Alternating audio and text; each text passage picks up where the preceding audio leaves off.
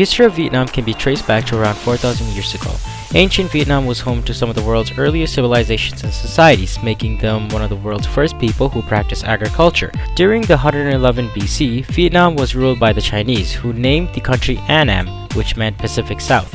The Vietnamese people didn't like the Chinese rule and always tried to resist. Once the Chinese has pushed their limits and executed one of the leaders of a Vietnamese tribe, his wife and her sister, who became known as the Trung Sisters, rallied other tribal leaders and their armies and defeated the forces of the Chinese governor, whom then fled Vietnam. All these events happened during the 40 AD, and the accomplishments of the Trung Sisters led them to becoming queens of their part of Vietnam. 3 years later, however, the Chinese came back and defeated the Vietnamese. As a result, the now defeated Trung Sisters, rather than to surrender, threw themselves into a river. During the 150 AD, another famous and heroic woman, Trier Ao, led an army of 1,000 men into battle against the Chinese. She rode an elephant and wore gold armor. The result, you may ask? Her army was defeated, and that is probably due to her lack of understanding about gold metal. While it's shiny and glamorous, it doesn't really provide a very strong armor as opposed to its iron counterparts, so that's the reason why she got defeated. It is now 939 AD, and the Chinese were once again defeated and Vietnam was now independent.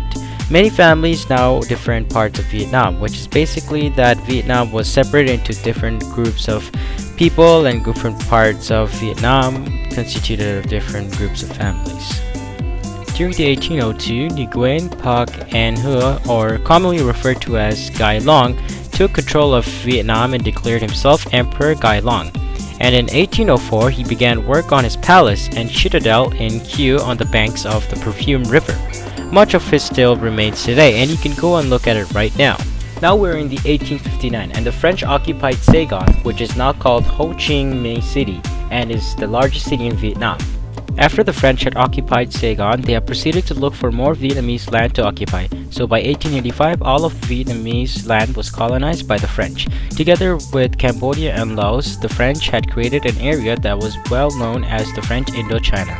Once the Second World War hit, France was defeated by Germany, and Japan, being its ally, occupied their reward, which is Vietnam, in 1940. Japanese rule, however, lasted only 5 years, and the Vietnamese, led by Ho Chi Minh, drove the Japanese out of the country, and Vietnam was declared to be the Democratic Republic of Vietnam.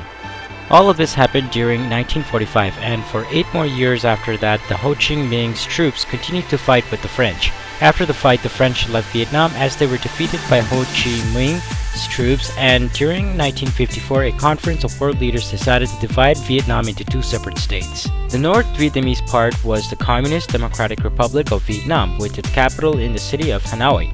The South was the Non-Communist Republic of Vietnam, with its capital being the city of Saigon. This, however, resulted in conflict because in the South, the government was unpopular and was replaced by military rulers. Also, there were groups of people in the South who wanted the South and the North to become one country of Vietnam, and these people were called the Viet Congs.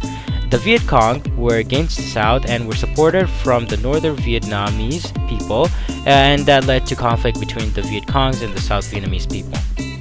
Now, because of the conflict between the South Vietnamese people and the Viet Congs that were supported by the Northern Vietnamese people, in 1965, the United States of America sent troops to the South Vietnamese people to help fight against the Viet Congs and the Northern Vietnamese.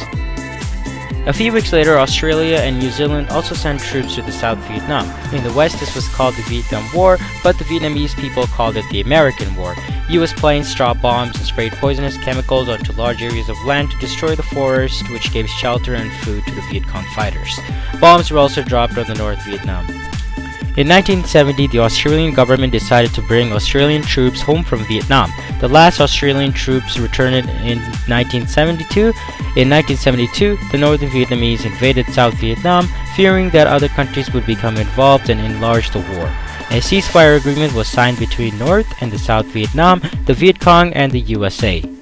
After the ceasefire agreement, all American troops were departed from the country by 1974. In 1975, after a bit more fighting between the North and the South, the war was over.